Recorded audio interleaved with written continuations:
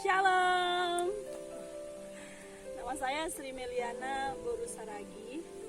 Sekarang saya tinggal di Pangururan. Hari ini saya mau cerita bagaimana Tuhan awal-awal menangkap saya sampai akhirnya saya masih tetap bergerak di pelayanan ini, mengerjakan visi Tuhan, yaitu untuk menjangkau anak-anak muda. Dan yang paling penting, puji Tuhan, masih tetap setia dan berdoa supaya tetap setia mengerjakan visi amanat agung. Jadi awal-awal dulu sebenarnya saya bukan orang Kristen yang sungguh-sungguh. Saya hanya Kristen yang biasa-biasa saja. Artinya mungkin karena keluarga saya Kristen, setiap minggu ya saya ke gereja, bahkan juga rajin mengikuti beberapa kegiatan-kegiatan rohani, persekutuan dan lain-lain. Tapi sebenarnya saya tidak tahu esensi daripada persekutuan itu apa, esensi daripada sebagai orang percaya itu apa. Jadi saya merasa bahwa dulu saya hanya Kristen agamawi saja. Karena keluarga saya Kristen, ya saya ikut Kristen.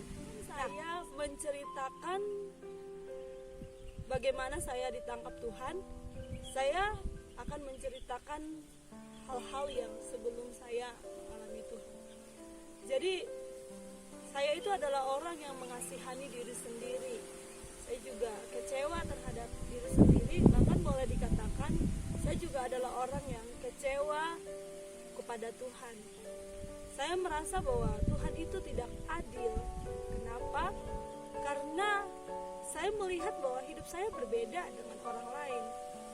Saya berbeda dengan orang lain. Saya melihat dan saya merasakan bahwa hidup saya berbeda dengan orang lain. Perbedaannya di mana? Perbedaannya adalah waktu mulai dari kecil saya itu sudah yatim piatu, sudah orang tua saya sudah meninggal dua-duanya. Nah, singkat cerita, beberapa kali saya pernah ingin mencoba bunuh diri, tapi nggak jadi-jadi. Karena akhirnya saya berpikir yang panjang.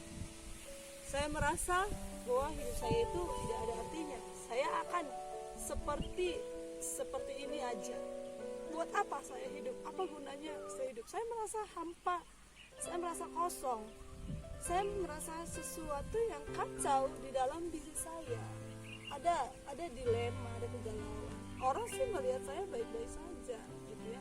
Tetapi sebenarnya di dalam ada kepenatan, ada tekanan. Saya memikirkan hal-hal yang sangat banyak ke depannya. Saya berpikiran yang panjang, tetapi sebenarnya isinya sesuatu yang sangat kacau. Saya mengalami dilema, saya mengalami depresi, stres, gara-gara saya tidak punya orang tua. Karena saya pikir bahwa orang tua akan membawa saya kepada nilai keberhasilan, orang tua yang akan membawa saya kepada yang namanya nilai keberhargaan seorang perempuan, orang tua yang akan membawa saya kepada satu hal yang membuat saya akan lebih berarti. Kemudian juga di masa kecil saya juga adalah orang yang menghabiskan waktu saya untuk judi. Nah, itu waktu SD saya sudah main judi.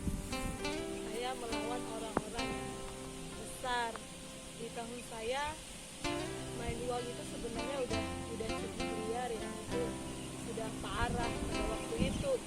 Kemudian saya sering kalah, kebetulan saya sering kalah. Setiap kali saya kalah, pasti saya akan mencuri. Kebetulan opung saya itu salah satu pengurus di gereja. Nah, uang opungku lah yang aku ambil, karena dia punya uang persembahan. Jadi aku habisin tuh uang persembahan yang sudah dia kumpulin dari dulu. Karena aku supaya bisa kembali naik kartu. Itu yang aku lakukan sampai akhirnya kelas 6 SD. Jadi waktu anak-anak aku merasa ya di situ kayaknya kalau udah main kartu kayaknya apa ya, aku lupa tentang diriku, aku lupa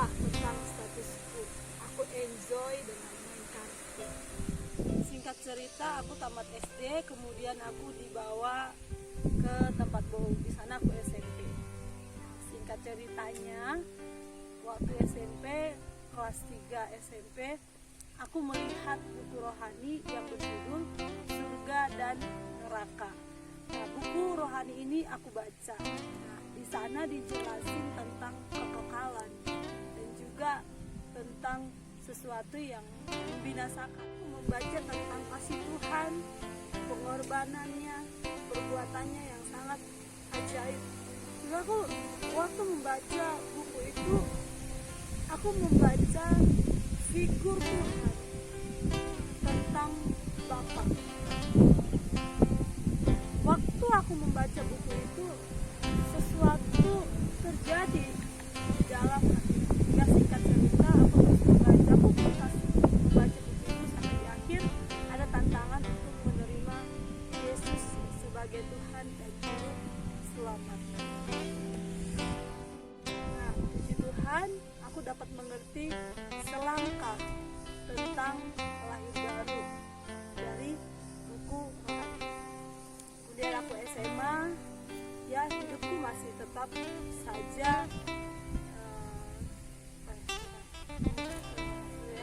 kemudian aku SMA, hidupku masih ya seperti anak-anak yang lainnya, seperti remaja-remaja yang lainnya, menjalani hidup tanpa tujuan yang kekal. Pikiran aku pada waktu itu masih seputaran bagaimana supaya kaya, bagaimana supaya semuanya masih seputaran kenikmatan dunia yang saya pikirkan, itu kedagingan. Sampai satu ketika aku masuk kuliah, masuk ke kampus L3M. Di sana ada kakak senior yang nawarin saya untuk mengikuti retreat di Yayasan Giving Indonesia. Puji Tuhan, saya mengikuti retreat. Ini adalah awal bagaimana saya menemukan jati diri saya, menemukan keberhasilan saya, menemukan nilai kehidupan saya di dalam Tuhan. Di retreat itu diceritakan kembali tentang jaminan keselamatan, gambar diri, hati Bapa, pelepasan, pengutusan. Pada sesi-sesi retreat ini adalah sesi-sesi yang sangat menarik sekali buat saya. Di situ saya mengerti bahwa Tuhan punya tujuan yang mulia terhadap hidup saya. Mulai dari situ setelah retreat saya memberikan diri saya untuk dimuridkan. Di sini terjadi pembentukan demi pembentukan. Teman-teman yang lainnya ikut pemuridan, tidak jarang terjadi kesalahpahaman, gesekan demi gesekan. Tapi puji Tuhan, ternyata hal itu justru mempertajam satu dengan yang lain, membentuk satu dengan yang lain. Justru keadaan itu semakin menguatkan kita, keadaan itu justru semakin membuat kita sabar. Keadaan-keadaan seperti itu membuat kita semakin berhikmat. Dulu saya berpikir kalau ada tantangan itu karena Tuhan nggak sayang. Tetapi ketika saya berada di dalam Tuhan, pikiran saya telah berubah.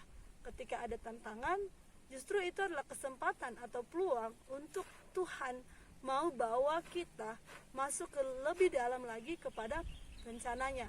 Dulu saya berpikir orang-orang yang menyakiti hati saya adalah orang-orang yang sengaja ingin menghancurkan hidup saya. Tapi ketika berada di dalam Tuhan, orang-orang yang mau sengaja atau tidak sengaja pun menyakiti hati saya, mereka adalah orang yang dipercayakan Tuhan untuk membuat kita bersyukur, membuat wawasan kita lebih luas lagi, mendapat pengertian lewat semua kejadian demi kejadian yang terjadi dalam hidup saya.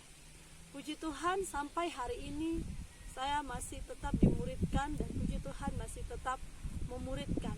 Saya rindu ada banyak generasi ini juga yang menemukan kisah hidupnya di dalam Tuhan, menemukan perjalanan hidupnya, perjalanan karirnya, perjalanan pelayanannya, perjalanan apa saja, perjalanan masa depannya itu di dalam Tuhan. Mencari apa yang menjadi perkenanan, apa yang menjadi kehendak Tuhan. Hari ini saya mengerti, masa muda saya terlalu singkat, hidup saya juga terlalu singkat. Sayang jika disia-siakan. Peganglah apa yang berharga di dalam Tuhan, dan lepaskanlah sesuatu yang menurutmu berharga tetapi menghalangimu untuk mengalami pertumbuhan di dalam Tuhan. Tuhan Yesus memberkati. Shalom.